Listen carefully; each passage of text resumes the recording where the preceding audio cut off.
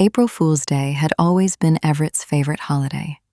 He liked control disguised as humor. He liked watching people squirm and then forgiving himself with a grin. Relax. He would say. It's just a joke. Lana used to laugh with him. This year, she woke up already knowing. She had known for 3 weeks. 3 weeks since she'd borrowed Everett's laptop because hers had died mid-project. 3 weeks since a message from Mandy had flashed across his screen. Can't stop thinking about last night. When can I see you again? 3 weeks since the air had left her lungs in one silent, devastating exhale. Mandy, her best friend since sophomore year of college, the one who held her hair when she was sick, the one who helped her pick out the blue silk dress she wore on her first date with Everett, the one who toasted at their housewarming party and said, I've never seen Lana this happy. The lie had not been sudden. It had been layered. Text threads, hidden photos, a hotel receipt tucked into Everett's work bag, a sickening pattern stretching back months. But Lana had not screamed. She had not confronted. She had not cried in front of him. Instead, she had gone quiet. Soft strength, the kind that doesn't thrash, it builds. She opened a separate savings account that night. She stopped using her half of the joint card. She accepted extra freelance clients, sold 2 designer bags she barely wore, canceled the vacation she and Everett had planned for June, and told him work got in the way. He didn't question it. Men like Everett never questioned comfort. On the morning of April 1st, Lana made coffee as usual.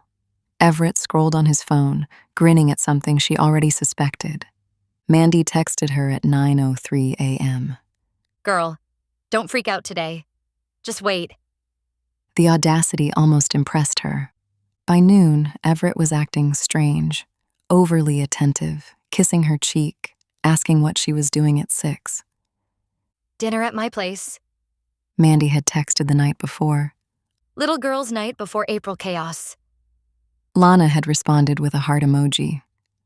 At 5:57 p.m., Everett's phone buzzed loudly on the kitchen counter while he was in the shower. He had never been careless before. It was a photo notification. From Mandy. Lana didn't need to look. But she did. A mirror selfie. Mandy in Lana's satin robe, the one Lana had left at Mandy's place after a sleepover months ago. Everett behind her, shirtless, kissing her shoulder. Captioned, Should we tell her? The bathroom water shut off, right on cue. Everett walked out with a towel around his waist and a smirk already forming as if he'd rehearsed this. So, He said, glancing at his buzzing phone. you might see something weird tonight. Lana turned the screen toward him calmly. He didn't miss a beat. Oh my God. He laughed. Babe, April Fools. Mandy and I staged this whole thing. You should have seen your face. My face? Lana asked softly. It's a joke. He said, stepping closer. We wanted to mess with you. Obviously, I'm not cheating with your best friend. Obviously. He reached for her waist. She stepped back. How long have you been planning the joke? She asked. He shrugged. Couple days. That, at least, was honest. Lana smiled, not a wounded smile, a serene one. That's interesting, She said. because I've been planning something for about 3. He frowned slightly, just enough to show a flicker of confusion. But Everett never believed consequences were real, until they were. At 7 p.m., Mandy's apartment was glowing with warm light. Candles, wine poured, phone tripod set up discreetly near the bookshelf. Mandy squealed when Lana walked in. Happy April Fools, babe.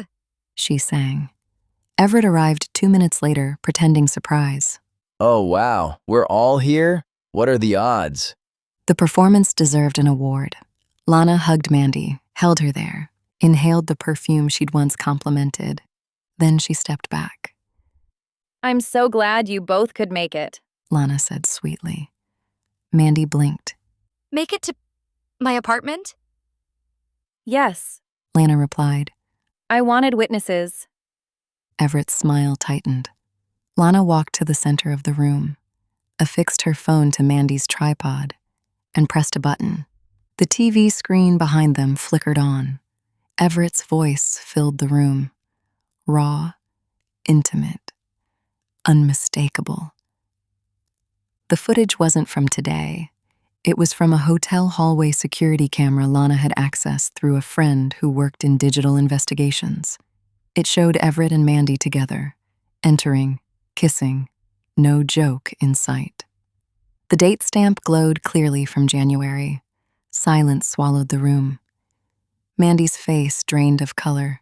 Everett stepped forward. Lana, what is this? Evidence? She said calmly. She tapped her phone again. Screenshots appeared next. Text messages, explicit ones. Mandy's number at the top. Dates spanning months. I found out weeks ago. Lana continued, voice steady. I considered screaming, throwing things, begging for explanations. She looked at Mandy. You were like my sister. Mandy's lips trembled. It was a mistake. Repeated behavior is not a mistake. Lana said gently. Everett's mask cracked first. You went through my stuff? He snapped. You invaded my privacy? Lana tilted her head. You invaded my relationship. He stepped closer, anger rising. You're embarrassing us. Exactly. She replied. Her gaze swept the room. Two of Mandy's other friends stood frozen by the kitchen island, eyes wide. Lana had invited them personally. Because betrayal thrives in secrecy and dies in light. She reached into her purse and pulled out an envelope.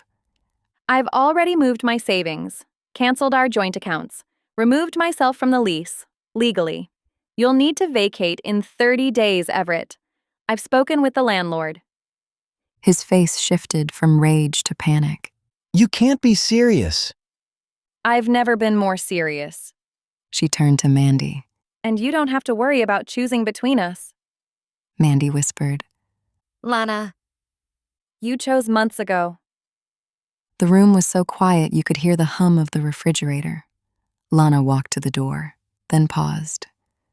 Oh, She said lightly. one more thing. She picked up Mandy's tripod again and turned the camera to face them all. Since you both enjoy performances. She hit record. Hi, She said to the lens, serene and luminous. today is April 1st, and while some people think betrayal can be dressed up as a prank, it can't. She stepped aside, letting Everett and Mandy come into full frame, pale and speechless. These two fools were made for each other. She said. She stopped recording and walked out,